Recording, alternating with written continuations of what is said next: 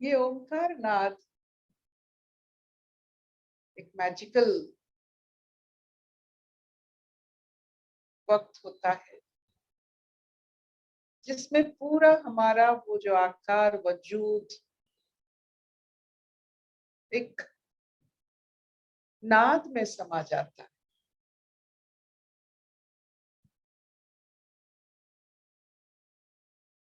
और ये नाद फैलता रहता है।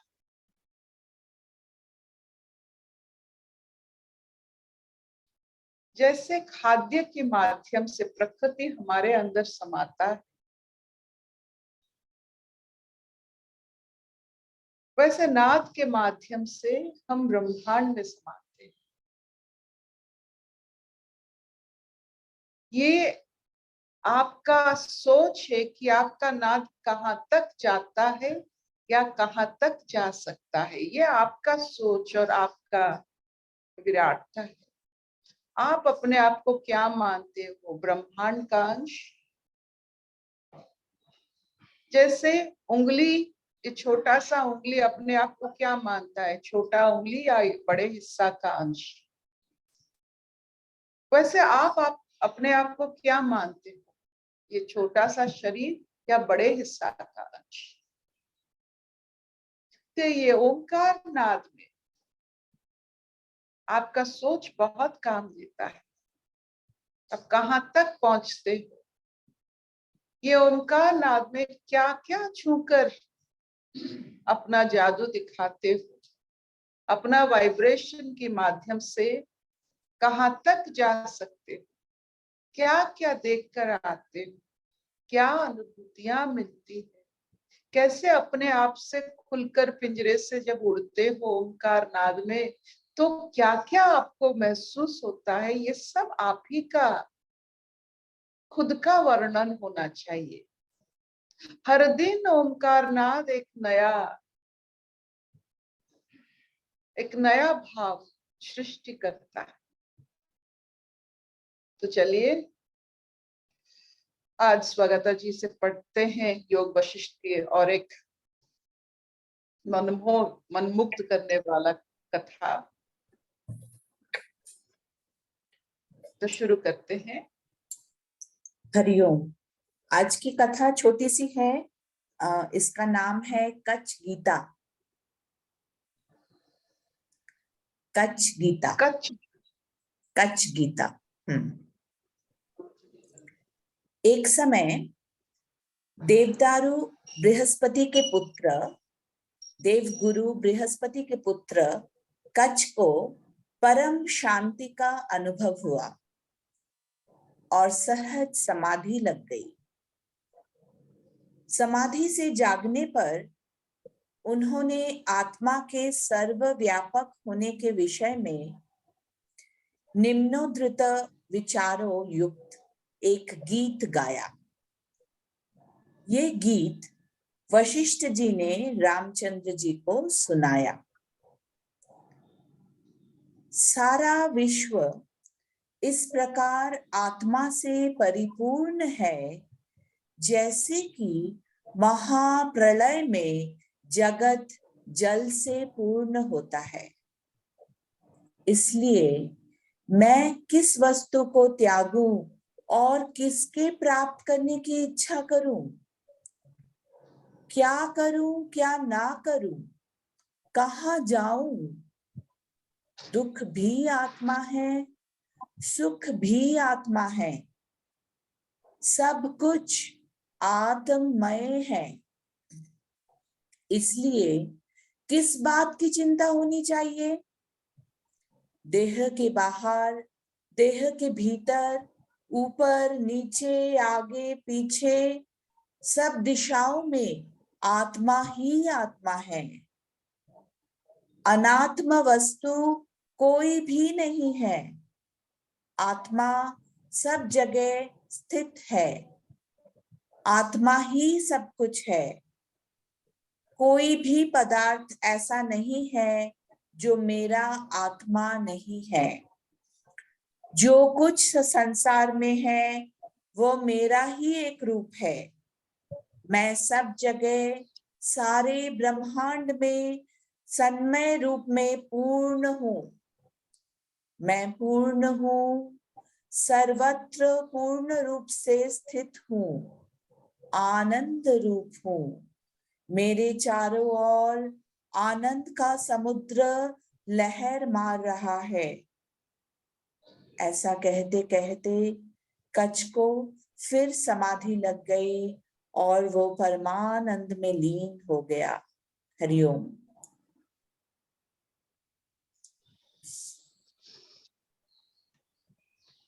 बहुत धन्यवाद। फिर वही आनंद की बात कहने के लिए देखिए, ये जो आनंद होता है वो आपको एक, ये जो बातें सब आनंद से सृष्टि होती है, कच्छ को क्या मिला? वो जो आनंद अवस्था वो ही आत्म भाव अवस्था है। जब हम बिना इंद्रिय व्यवहार किए हमें अंदर से कुछ एक मुक्ति, एक आनंद की महसूस होता है बिना इंद्रिय। जब समाधि लग जाती है वही आनंद से समाधि लग जाती है, दुख से कभी समाधि लग ही नहीं सकती। द्वंद से, दुख से, पीड़ा से, शोक से समाधि कभी नहीं लग सकती। तो जब भी कभी आपको आनंद मिलता है बिना कोई वजह,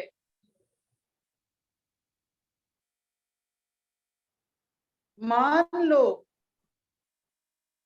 कि आप सत्य पथ में आप हो। अगर आनंद के लिए कुछ वजह आपको जरूरत पड़ती है, इसका मतलब है आप सत्य पथ में या ठीक राह में आप नहीं हो।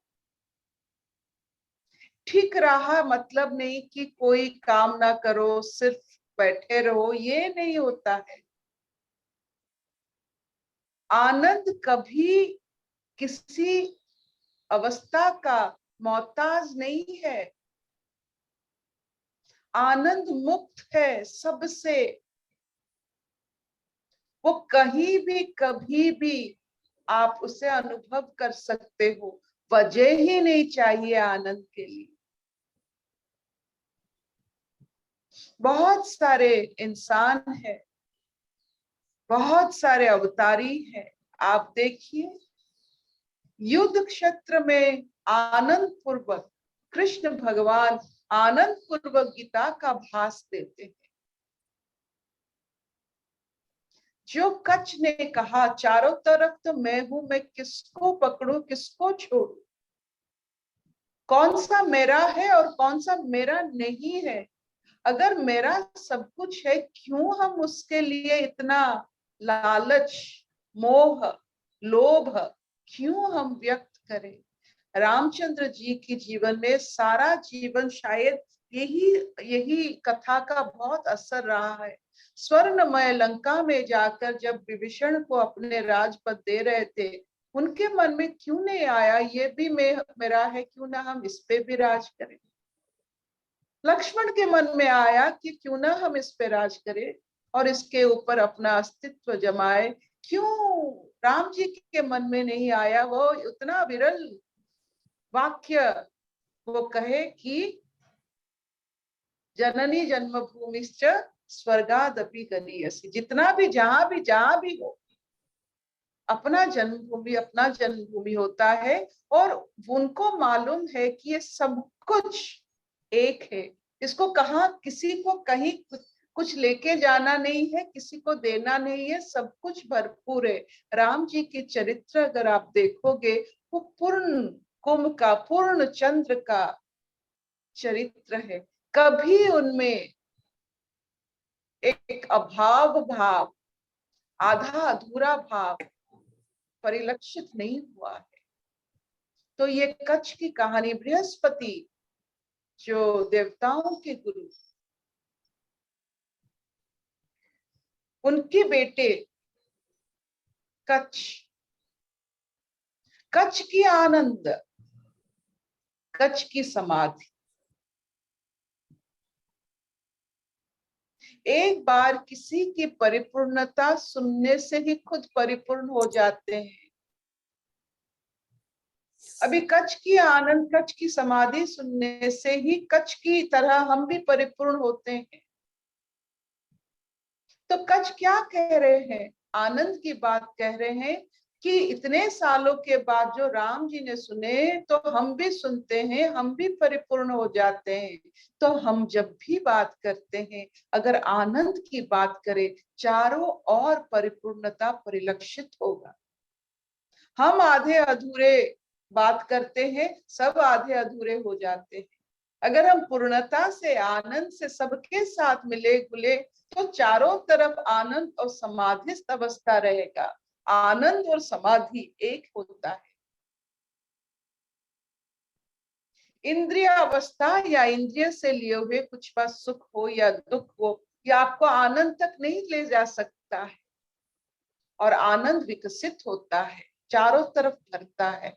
आप सबको दुखी नहीं कर सकते हो, आप चाहो सबको दुखी नहीं कर सकते हो। आप देखो, आपके घर में आपने दुख बयान किया, सब दुखी नहीं हो सकते आपकी दुख भरे कहानी से। वो फैलता नहीं है, वो कॉन्सेंट्रेटेड एसिड है, आपको मारेगा, आसपास को मारेगा। लेकिन आनंद फैलता है, आनंद फैलता है। अगर आप अपने घर में आनंद की बात करते हो, वो सब आनंदित हो जाते। अगर दुख की बात करते हो, सब आपको छोड़कर चले जाते हैं। क्योंकि सबको आनंद, जैसे आपको अच्छा सा सुगंध चाहिए, वैसे सबको आनंद की आभास चाहिए। तो क्यों ना इस कच्छ की तरह हमें भी मालूम पड़ जाए कि ये भरा हुआ आनंद का महफिल है। हमारे नासमझ की वजह से, हमारे अज्ञान की वजह से, हमारे जागृत ना होने की वजह से हमें ये जो आनंद की अनुभूति नहीं होती है। क्यों ना एक कच्छ की तरह हम भी आनंद की संगीत लिखें। क्यों ना हम आनंद के लिए, अपने अंदर से जो अनुभूतियों के लिए, जो आनंद की अनुभूति, हम दूसरों को बताए कि हम आनंदित हैं। ये सब कुछ लगता है भरा भरा है, कोई त्रुटि नहीं है, सब कुछ ठीक से चल रहा है। हमारे हमारे जो शब्द होते हैं, वो हमारे स्थिति की परिभाषाएं हैं। और आनंद कोई विरल चीज नहीं है, आप कहीं भी इसे बना सकते हो, कहीं भी आप समाधिस्थ हो सकते हो। अगर एक चीज मान लो कि चारों तरफ भरा हुआ, अगर चारों तरफ भरा हुआ है, तो हम भी भरे हुए, ना दुख है ना सुख है, ना कुछ लेना है ना कुछ देना है किसी को। बस अपने वाइब्रेशन, अपने जो कहते हैं, उसी से आनंद को फैलाना है। जैसे सूरज अपना तेज और ताप को फैलाता है, हर प्राणी, हर जागृत प्राणी आनंद को फैलाते हैं। Let us make anand index very high in our life, ताकि हम पत्थर में भी फूल उगा सकते, अंधकार में आलोक बन सकते हैं।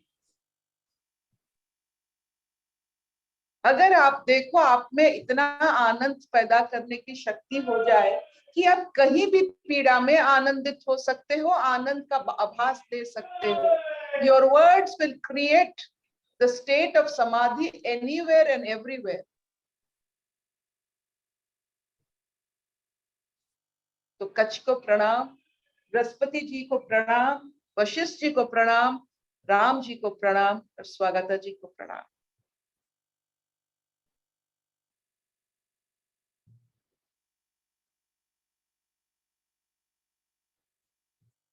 कहीं भी कभी भी इंद्रिय छूटा तो आनंद बना, इंद्रिय लगा तो असंतुष्टि बना। इंद्रिय आपको संतुष्ट नहीं कर सकते। ऐसा कोई इंद्रिय नहीं कि वो समझ जाए कि बस इतना ही, हो ही नहीं सकता, हो ही नहीं सकता। उसको मिला नहीं संतुष्टि, जितना मिलेगा और इंद्रिय चाहेंगे और उसका यही, this is the work of इंद्रिय टू आस्क फॉर मोर। कोई बात नहीं, वो अपना काम करे, हम अपना काम करते।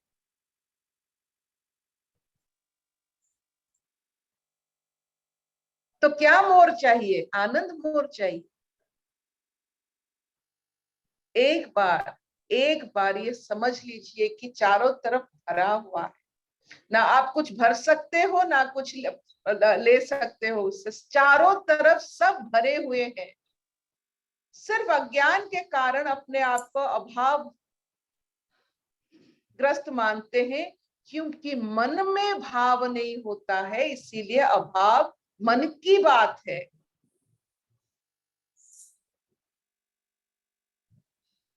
Shabinani, will this do? हाँ मामा। Will this do? Very nice.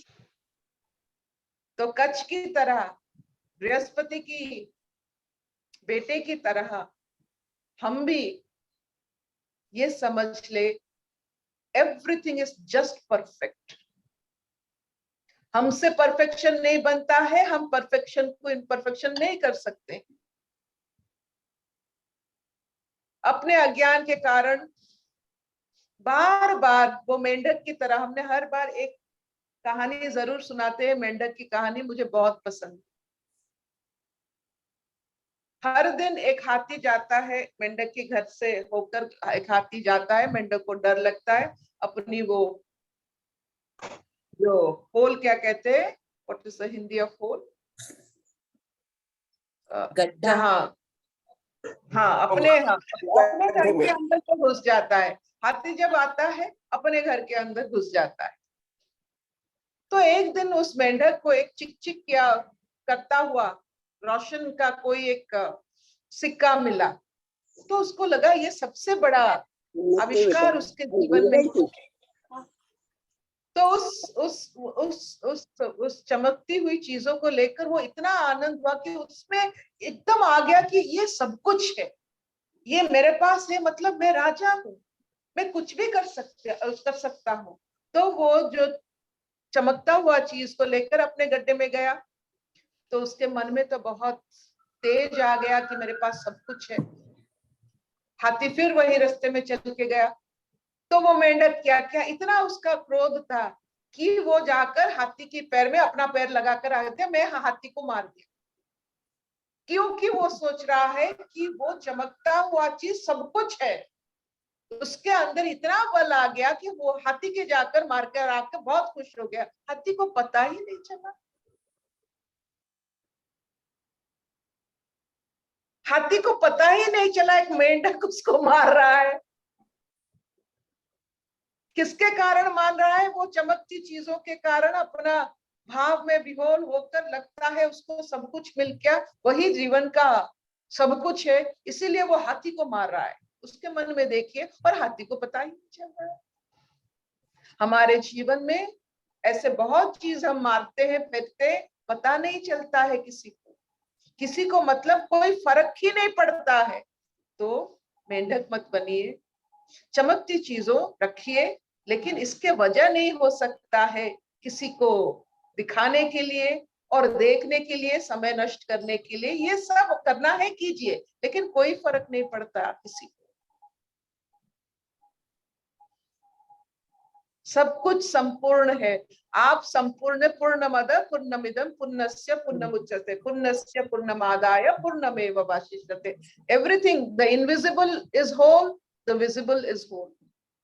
Invisible से विजिबल आया है, फिर भी इनविजिबल रिमेन्स द होल। कहीं क्या, यहाँ कहीं आप यहाँ वहां कुछ नहीं कर सकते हो, सब पूर्ण है। यहां से लेकर वहां जाओगे, वहां तो पूर्ण है, क्या दोगे?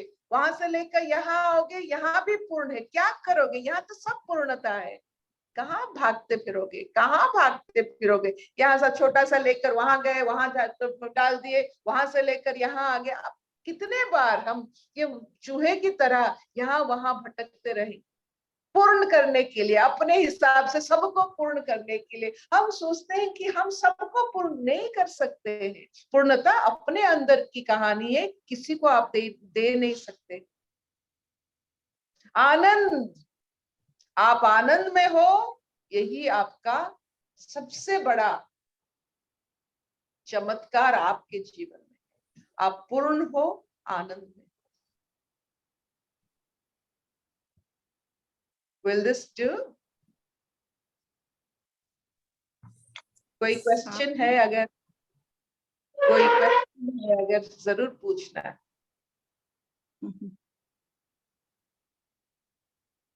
आनंद लगा तो समाधि लगती है, दुख में समाधि नहीं लग सकता है।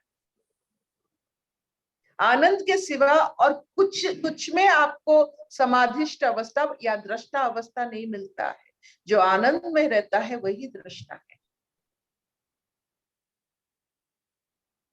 दृश्यमान, आप देखो, आप कितने महान बन जाते हो। आप कितने, जो कहते हैं कैसे अपने आप को, जैसे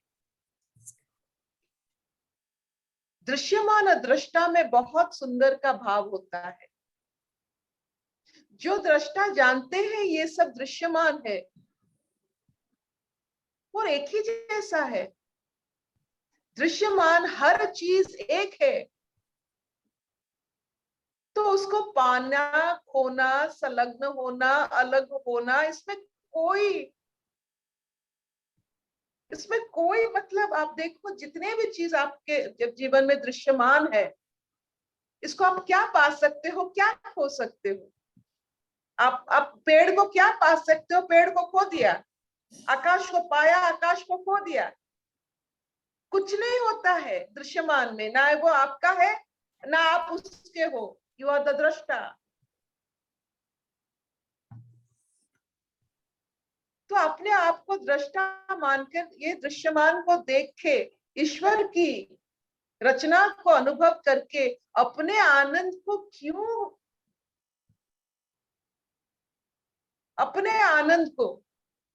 क्यों मिटा रहे? दृश्यमान के साथ समझौता करके वो तो वैसा ही रहेगा। आप यहाँ रहोगे नहीं रहोगे, दृश्यमान वैसा ही रहेगा, कुछ नहीं बदलेगा। आपने जीवन में देखा है पेड़ पौधे बदलने का? नहीं बदला। अगर पेड़ पौधे नहीं बदलते, पशु पक्षियां नहीं बदलते, मनुष्य कैसे बदलेंगे आपके लिए? आप एक पेड़ में जरूर एक बार कोशिश करना कि ये मतलब आप सेब का पेड़ है, उसमें थोड़ा अंगूर लगा लेना। तो अगर ये हो सकता है तो आप मनुष्य को बदल सकते।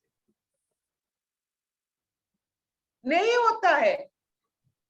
दृश्यमान बदलता नहीं है, बदलने की कोशिश मत करना।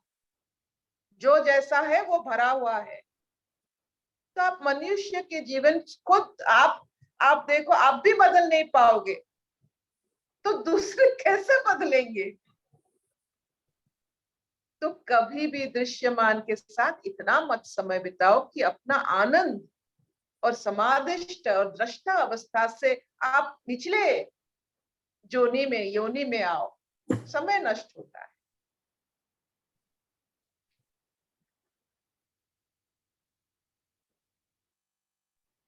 हब्बा इतकी अशतो मा सत्कमय तमस्तु मा ज्योतिर्गमय मृत्युर्मा सर्वे सुखिनः सन्तु सर्वे सन्तु निरामया सर्वे भद्राणि भद्राणि पश्यन्तु पश्यन्तु मा मा कश्चित् कश्चित् दुःखभाग् भवेत्। भवेत्।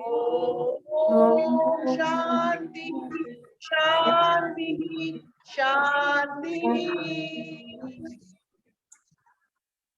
So this completes a wonderful class by Swagata ji regarding Kutch and Brihaspati's being the Brihaspati's son. बहुत अच्छा लगा, बृहस्पति के नाम सुनते ही बहुत अच्छा लगा।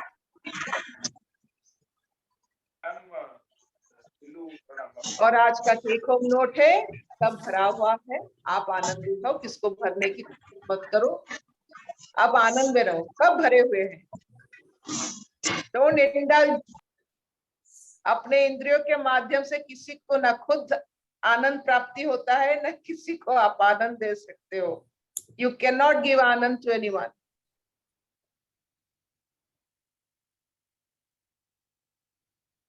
माँ, माँ,